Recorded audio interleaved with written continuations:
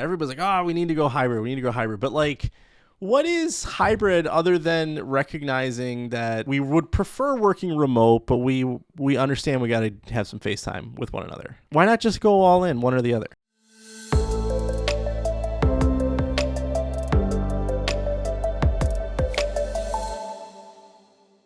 Pre-pandemic, there were people that worked remotely, but they were the exception, not the rule. And I felt like it took a special type of person, a very self-organized extrovert to be successful at that. And then the pandemic happens, and then all of a sudden everybody's an expert at working from home. And I say that tongue-in-cheek because there are people who probably shouldn't be working from home, but they would prefer to do it because for sure. It's easier. It became hard to like, well, how do you prove they're working? And managers who never manage their own people didn't know how to manage. Or there's people that literally just became a manager during it all and like, okay, how do I gauge efficiency here? You did a great job. But there was worry, like, are people working? And I'm not saying that owners and managers were right all the time, but I mean, I've talked to people like, you know, I think the reason that people worked a crap ton during COVID was because for an hour in the middle of the day, I'm going to go do the dishes and I'm going to go watch a show, and you sort of you're blurring everything. Yeah, and you're trying to like balance these scales of, did I really put enough time in? And you know, the whole like, I'm going to go to work, I'm going to do my work, and then I'm going to leave. That process by itself frees up your mind to not worry about work. You're like, no, I put a day's worth of work in. I'm going to go home. But when you're, you know, running to the grocery store, doing laundry and letting your dog out 6 times a day, now you're wondering, did I really get enough work done?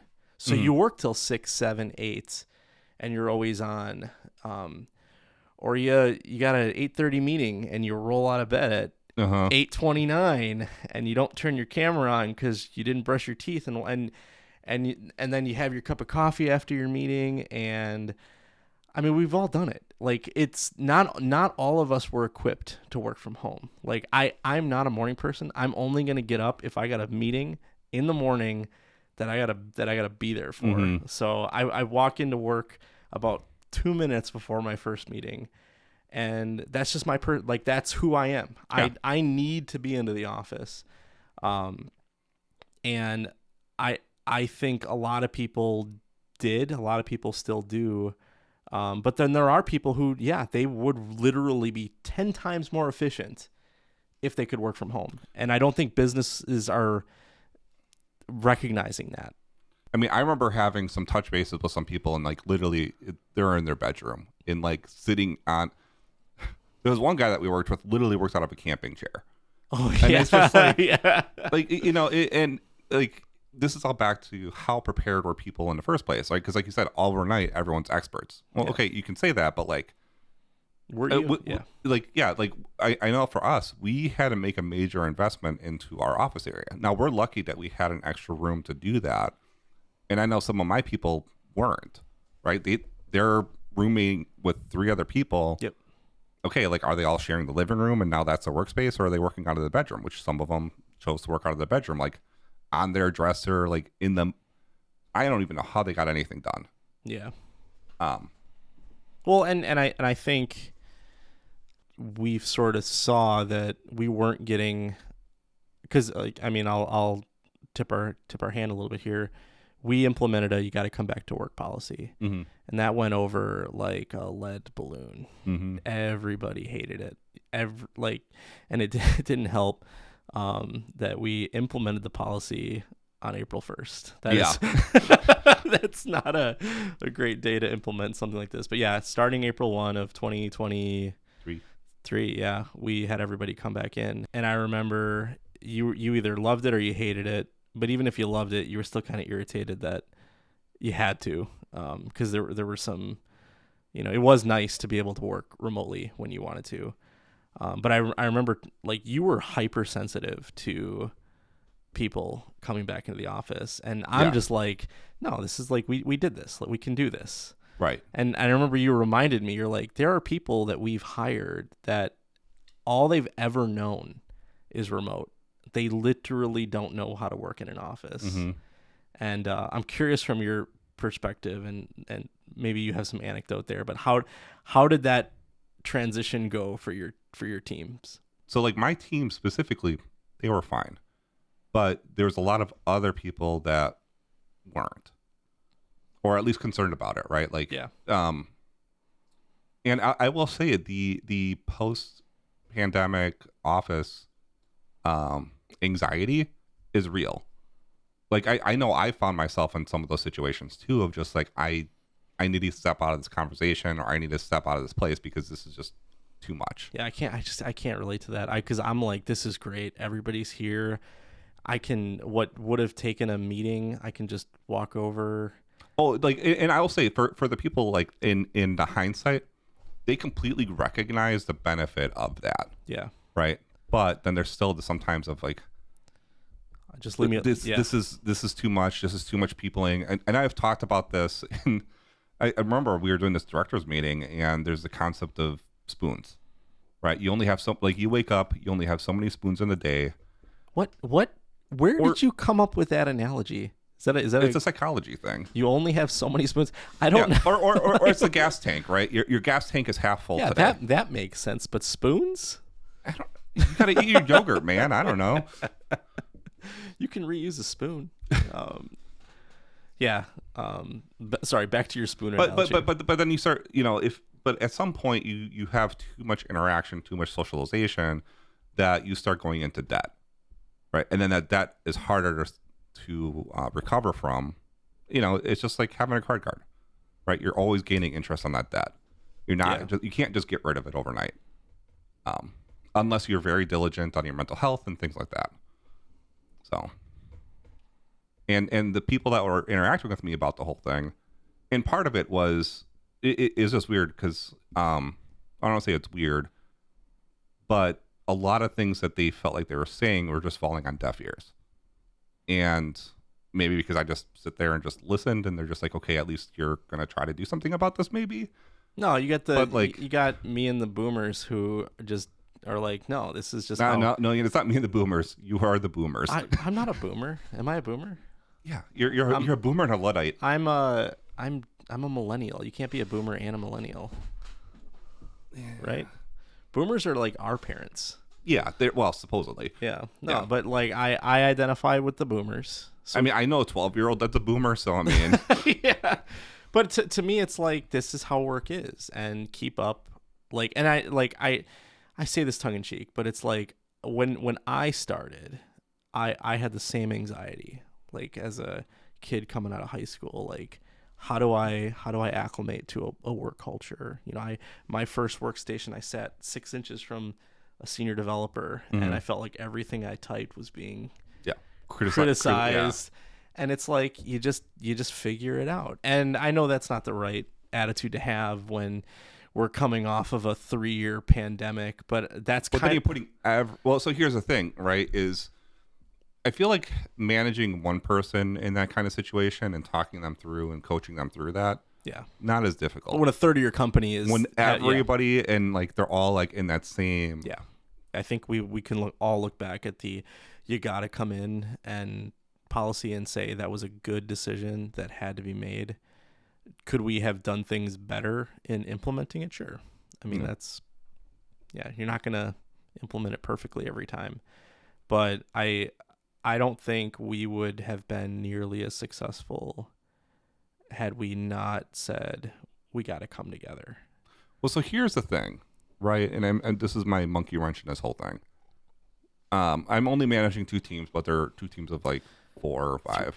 3 teams. It's 3 teams. You got to get that other team. I got to get that other team figured out.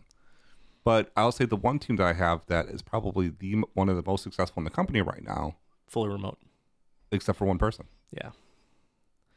But those guys got the knack. Not everybody does. No, but so here's the thing, right?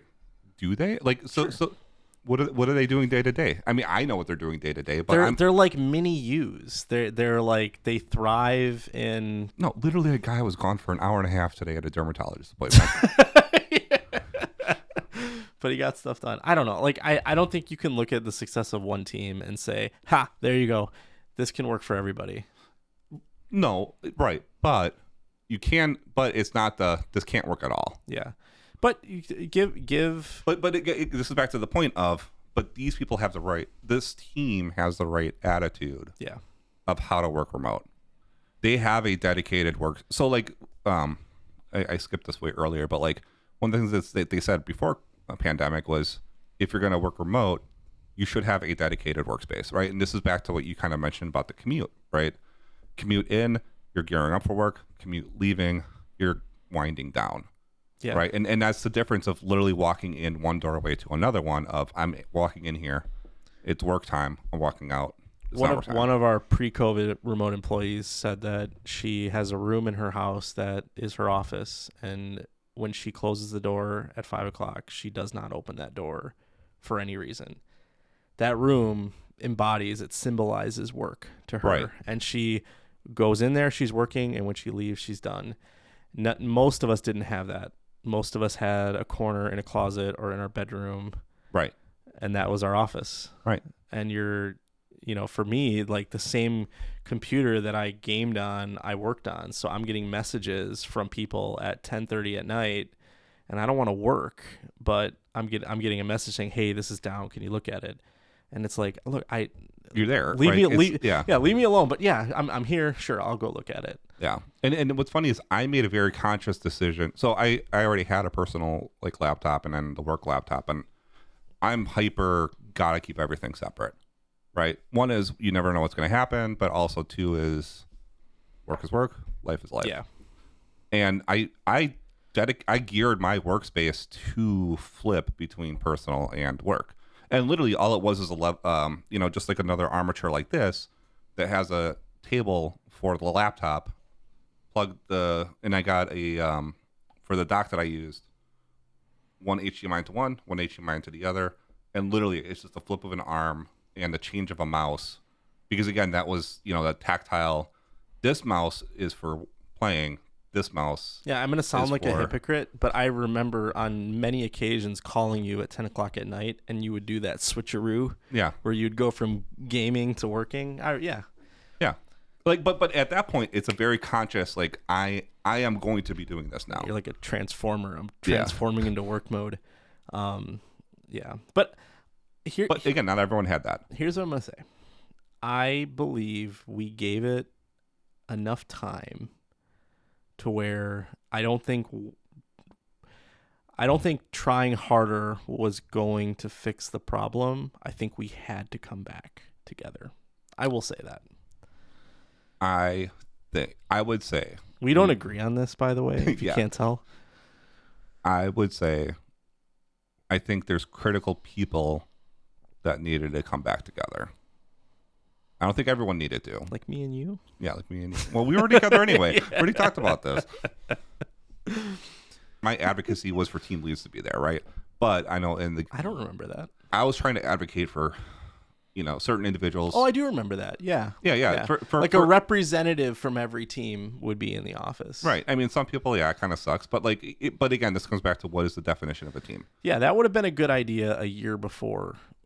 I don't think at the point in which we were ready to pull the Band-Aid off, I think too much time had passed. Probably. Yeah. Yeah.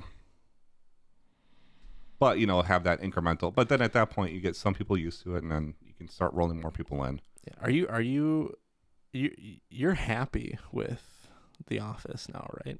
Or do you want to? No, it drives me nuts. Does it? No, it doesn't. Really? Some of the things, yeah. Here's to say, the way that my desk is placed, I am glad that it's placed the way that it is, because a lot of the visual noise is to my back. Yeah. And I'll say, whenever you or anybody walks down that aisle, I always look up constantly. And I walk by a lot. And it's not just you. There's a lot of and part of it is because it's a main walkway. It's literally the main walkway from the front to the end of the office. Yeah. So you're advocating for higher cubicle walls. You want Office Space walls. Oh God, no! I've worked in that and I hated it. No, like the walls are fine. But like if I feel like if my desk was oriented in any other direction, like I would just get a lot of visual noise. Like I know we were talking about, at some point we did, and it's funny because it's gone now. But there's a giant TV behind me. It's like 80 some inches. It's an awesome TV, man. But one of our PMs, they were trying to get information out through like some news bulletin kind of thing. Yeah. And that screen flashed every 15 to 30 seconds. If I was turned 90 degrees in any which way, that flicker in the corner of my eye would distract me every 15 seconds. But you would be the most informed employee in the office. Yeah, with having nothing done. Yeah, I can see that. We did a meeting in that common space. There's like this common space with a bunch of, it almost looks like a McDonald's. We got a bunch of like bench it was very purposeful. Yeah, it was like the old diner, like kind of. It's neat, but we had a meeting in there, and we don't normally have meetings in there. And I remember one of the developers just kind of pops his head up like a meerkat, and he's like, "What the heck's going on?" And and the PM's like, "Oh, we're having a meeting," and he's like, "Out in public? Like, get a room." I don't think we've quite figured out the art of having a meeting in that space yet, but I appreciate that we tried at least. Yeah. I mean, honestly, for the lunches and stuff, like, honestly, last week, I think was great because all of a sudden, a couple people sat down for lunch and then people just started pulling tables up and. Yeah, turn into a good time. Yeah. So, again, I think there's pros and cons to it all, right? But you want to go back to remote? Well, here, I think, honestly, my stance is hybrid, right? Well, because, again, for some people, I think it's better to be Explain present. that to me, because everybody's saying that. Everybody's like, oh, we need to go hybrid. But, like, what is hybrid other than recognizing that we would prefer working remote, but we understand we got to have some FaceTime with one another? Like, why not just go all in, one or the other?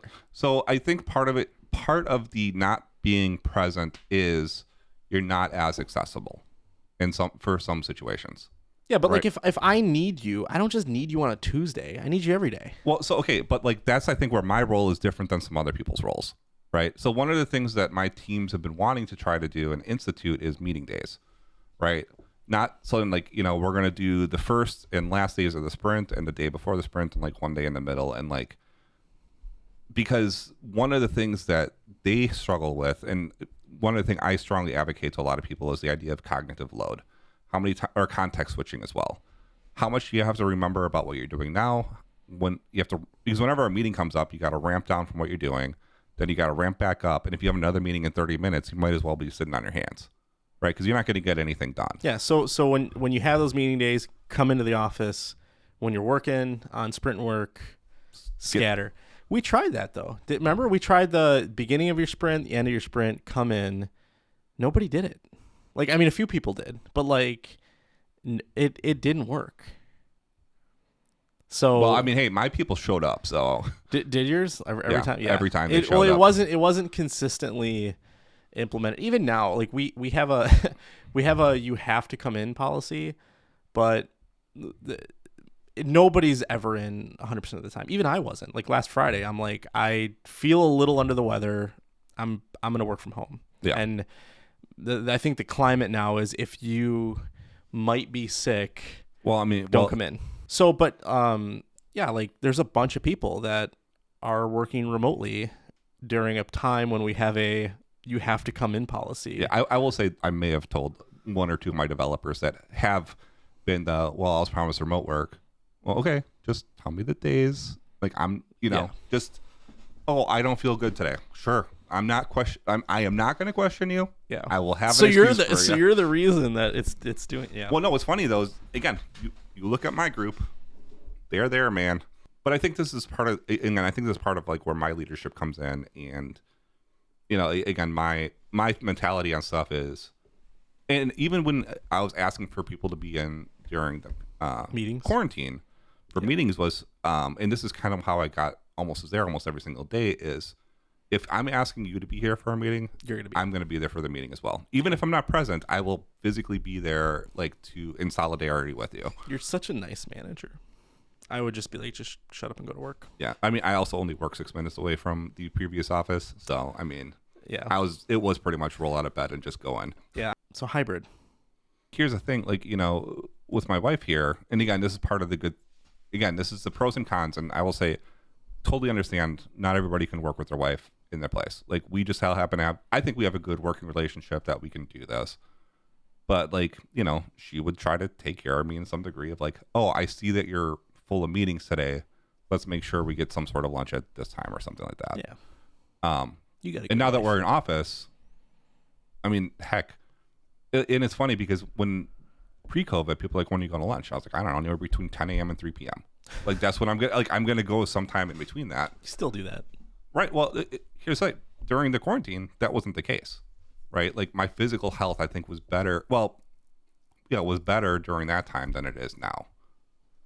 Like today, I didn't even have lunch. I just don't know how. I mean, how can I frame this question without sounding like a jerk? The people that own businesses want people in the office, and I like you look at like because you're renting that space. Like you're renting the space and you want it to be utilized. Well, and it's easier to manage people when you can see them. It just is like. Well, here's the thing. You said I was a great manager, and I started the first 2.5 years of me doing this was totally remote. Yeah, you're an anomaly. I honestly do think that there's a sense in which it's easy when you see somebody struggling, because you got a guy sitting there and you can just see on his face he's struggling. You walk by, he doesn't need to reach out to you. You can see him. Like, hey, what's going on, man? How can I help you? Right. If you're struggling in a remote capacity, it's on you to reach out, and that is not the first instinct of every developer. Well, I'm going to ask, like, okay, is that really the developer's responsibility or part of the manager, right?